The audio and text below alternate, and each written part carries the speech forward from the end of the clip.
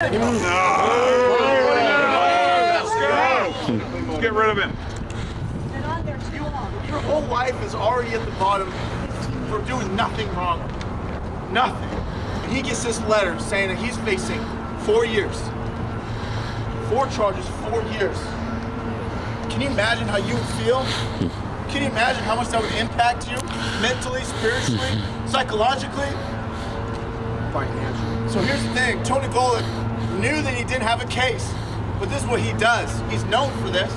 You can look him up online. What he does is he gets these trumped up charges, threatens you with 4 years and says, hey, just take a plea bargain though, just plead guilty and you'll just have 8 months of probation, fine, or whatever, okay? See, what Tony Golick is trying to do, I know he's politically motivated because he did this huge press conference against hate, against the right, blah, blah, blah, and everything. Okay, so here's what happened is that he's trying to build a lie. At that time, he's trying to build a lie, the whole Charlottesville lie about you guys, about us, that everybody who promotes freedom, everybody who's a conservative, a libertarian, or anyone related to Patriot Prayer are far-right extremists, and all they want to do is run over people and kill people just like Charlottesville. He's trying to build up this lie, and he wanted Billy Wilson to just plead guilty so that would secure the lie, right? Because he pled guilty, so he must have done it. He must have tried to kill someone. That's the lie. Now, Tony Golick made 2 mistakes. He underestimated 2 things. And this is why I'm so happy to be here today. Number 1, he underestimated the strength, the courage, and the conviction of Billy Wilson.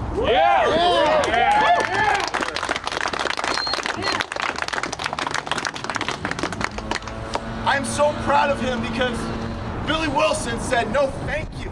I am not going to participate in your lie, Tony Golick. I will see you in court. That's the thing. He's risking 4 years of his life to stand up for what is right. Because he didn't do anything. He didn't do anything that was wrong. And he decided to face Tony Golick like a man. That's the courage that we need in this country. That's the conviction that we need. That's how we're going to, that courage that he has, okay, willing to risk everything, that's how we're going to get this country back. You guys feel me? That's what we need. So the second thing. Let me talk about Billy Wilson for a second. The fact that he did that inspires me as a man. It makes me want to try harder. It makes me want to fight for freedom harder. That's the stuff that really, those courageous actions are what really impact people, okay? Now I know that he's watching right now, okay? So I want you guys to help me out to lift up his spirits, okay? I'm gonna count to 3. On the count of 3, I want you guys to get as loud as you possibly can for Billy Wilson, okay? 1, 2, 3.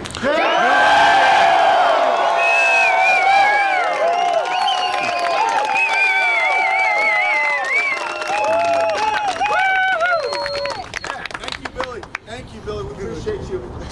Now the second thing, as you guys just showed, okay? The second thing that he underestimated is the pushback from the people, okay? We put out that video, he's getting thousands of emails, thousands, hundreds of phone calls. The first week, every single time I tried to call in, it was busy, okay? He's getting frustrated, he's getting upset, and he's getting pissed off, so we're doing something right. So we're gonna push back even harder, okay? This rally is simply to get the word out, to motivate you guys, inspire you guys, and we'll talk about what we're gonna do after this rally, okay? But so what I believe is gonna happen. So what I want to do is I want to make sure that it's not left up to a jury, okay? I don't want it left up to a jury. I think that we'll be okay even if it is, but I want him to understand that if he does anything like this ever again, there's gonna be pushback from the American people. Okay? Pushback. Listen, Tony Golick is no different than everything else we're dealing with in this country right now. The Bob Fergusons, right? It's the same thing. He's gonna sue the hell out of you to silence you, to keep your mouth shut. Okay? Same thing with Ted Wheeler. The guy's a liar, and everything that he's doing is to shut up conservatives in downtown Portland. That's all it is. Everything he does, that's why he doesn't ever, I've never heard anything come out of Wheeler's mouth and be like, oh, that was true. I'm not even joking. Everything he says, excuse my language, but everything he says is bullshit, okay? And I see it all over the place. Now, unfortunately, we have a similar situation with Sheriff Atkins, okay? He wants to take away your right to self-defense. He doesn't want to respect the Constitution. What I'm here to say, guys, is that if we don't do something today, if we don't start taking action today, we're gonna lose this county. We're gonna lose this state, okay? We have to be able to focus at a local level. We have to take back Clark County because it's turning into Portland, especially with the help of people like this corrupt politician, Tony Golick. I want you guys to use this experience that Billy Wilson is going through to motivate you to get involved. Because if we just continue to stay at home, continue to remain silent, Tony Golick gets more power. Politicians get more power. They will continue to divide, and they will continue to take away your guys' God-given rights. Do you feel me? Yeah. So, the next person that I want to...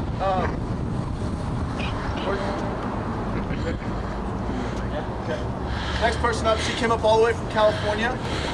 She's an activist. Her name is Carmen, and she's going to come up and say a couple things and even get a national anthem going. So let's hear from her.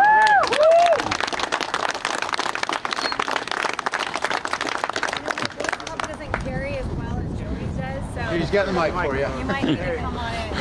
I don't really want a microphone, but do I need one? No. We can't hear you. Yeah, please. Yeah. Yes. See, I don't know really what I'm doing here, except that Joey asked me to speak, which is my biggest fear on the planet. It's okay, we won't With bite. about 350 million other Americans. You know, we were just talking back here about why Joey is so effective, and nobody else wants to get out there and put themselves out there the way that he does. And the only reason that he's so effective is because he comes from such a deep place of love. Just such a deep place of love. I wore my love sweater today. Show everybody what we're talking about. Honestly, he comes from the deepest place of love that I've ever seen in a person. It's so inspiring to me. It's making me more of an activist. And I think a true leader fosters leadership in everybody else. So really, that's why you guys are here. I mean, you don't know it yet, but you're here to become leaders. We need leaders in every community. Like he said, I'm not from here.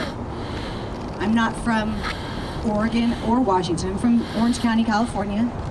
But I flew up here today to show some solidarity for patriotism and for freedom in our Constitution. Yeah. How many of you just deeply love your family? Yeah. How many of you deeply love your neighborhoods, Yeah. your cities, your county, your state? Oh yeah. Do we? We love our state? Do we love our country? Do we love the American flag? How about the Constitution? Yeah. Okay, that's what I thought. I was just checking. We all love this beautiful country. We all love our Constitution, and it's being eroded slowly but surely right before our eyes because we have one Joey and 50 people that are just looking at Joey. We need 50 people that are Joeys out there. We need more people like Joey out there, and all it takes is for you to come from a place of love. On the other side of love is fear. You're either coming from love or you're coming from fear. Where do we want to come from? Love. We want to come from love. That's right. You know, he gets his strength from love, which is really from God. Yeah. It just comes in and he projects it onto all of you, and you feel it. And that's why everybody comes to his rallies, because you can feel it. But each and every one of you has that within yourself. And all it takes is a little bit of effort to become a leader in your community. You can just go to your city council meetings. You can go to the sheriff's office. You can call your legislators. It's freaky at first. It's super scary. I do activism in other areas, medical freedom and stuff like that. It's super scary at first, but once you make the phone call and you get on that phone, it just starts flowing. It just starts flowing. It comes from another place. It starts flowing. And that's what every one of you need to do. Because we can't just have 50 people looking at Joey. We need to have 50 people looking at Joey as an example of how to be every single day in life. Because if we don't, one man, I'm just telling you, one man ain't gonna do it. We need 50 of him. We need 100 of him. We need 250. We need every single person in this audience to start becoming an activist. And what that means is the word love without action is merely a word. The word love, loving your community, loving your country, loving your constitution, without action, it means nothing. To love someone, to love a flower, you water it, you fertilize it. To love your family, you feed them, you take care of them, you nurture them. And it's the same thing. If you love freedom and the Constitution, you have to feed that. The only way to feed that is by being the squeaky wheel. Because the squeaky wheel gets the grease. And right now, the only squeaky wheel are the people in Portland making the most noise. Right? They're making so much freaking noise. I don't know where the fuck off Nazi people are. I was super looking forward to talking to them about being the first Puerto Rican Nazi. I would like to be the first Puerto Rican Nazi. I mean, Puerto Ricans were oppressed too. We are Americans, but I mean, we're all, I mean, are we seriously Nazis? How many Nazis in the audience today? Can I see a show of hands? You're a Nazi? They tell me I am. Awesome. Congratulations. Thank you for being here and hearing the true message. I mean, I was going to invite them over to learn something because honestly, these people they're just being squeaky wheels and they're using that sensationalism to get attention and they're getting it. And I swear, conservatives and libertarians and people that love the Constitution are too freaking quiet. We're too polite and we're too quiet and we're too nice. We need to get out there and put your fucking balls on the line and get out there and actually make some noise. Because the squeaky wheel really does get the grease. It really does.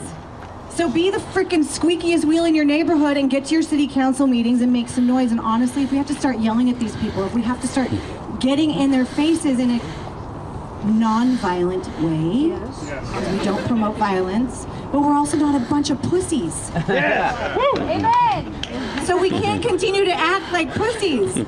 I know we're not pussies. We're wearing camouflage. I know there's veterans here. I know there's all kinds of, there's ex-police officers.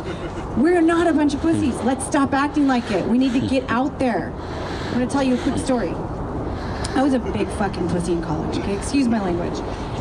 I was in a speech class at UCLA, and I had to give a speech about my most embarrassing moment in a speech class full of 15 people, okay? And I dreaded this speech for like 2 months, because it was like our big speech of the year. I dreaded it so much that I quit the class the night before the speech, okay? I called my teacher and I lied, and I said I had a kidney infection, I was going to the hospital and I couldn't make it. I was so petrified to put myself out there, even just to tell an anecdotal story about my most embarrassing moment. I was so petrified that I quit speech, I quit my communications major, and I later quit UCLA, okay? I just bailed. I couldn't take it anymore. Cut to many, many years later, I was asked to be the face of a nonprofit organization. I became the MC of a nonprofit organization. I was public speaking every single month in front of crowds like you and bigger. You can come full circle. It's super scary at first to put yourself out there, but it's not that hard to do once you start doing it. It's not that hard to do. How many of you will put yourself on the line for freedom and for the Constitution? How many of you? Will you do it? Yeah. Will you do it? Yeah! Because we really need to rise up. This is such a pivotal time in our country. Right now, we're so polarized. We really do need to find some common ground, which is what Joey preaches about all the time. He doesn't care if you're left or right. He doesn't care if you're gay. He doesn't care about the skin color. You know, he doesn't care about any of that. He cares about coming together and making sure that our Constitution is preserved and our American liberties are preserved. But he needs an army. And that's you, by the way. That's you. And the next time you go to a rally, I hope you bring 3 or 4 more people. Because you can't just show up alone. You have to start reaching out to your friends and family. You can't just be a one-man show and then go back home and, you know, watch a football game and then just like stew about it in your head and you get pissed off but you don't do anything about it. It's gonna eat us up inside. It's gonna eat us from the inside out as patriots. It will eat us alive. if we don't extend that out into every area of our lives, talking to your family, talking to your friends, having a genuine conversation with people about these things. It's not that hard. It's not that hard. We need to show some solidarity. So hopefully all of you can do that. You get Joey's message. Some of you I know go to his rallies all the time. You understand it. You understand the solidarity. But it takes expansion. You can't just contract and do it yourself. It takes expansion. It takes putting yourself out there. And that takes making your balls a little bit bigger, okay? I know the girls in the audience have balls too, because I've talked to a lot of you before the rally. And you guys all have so much heart, and that's all it is. It's heart. We all have one. Just use it. Put yourself out there.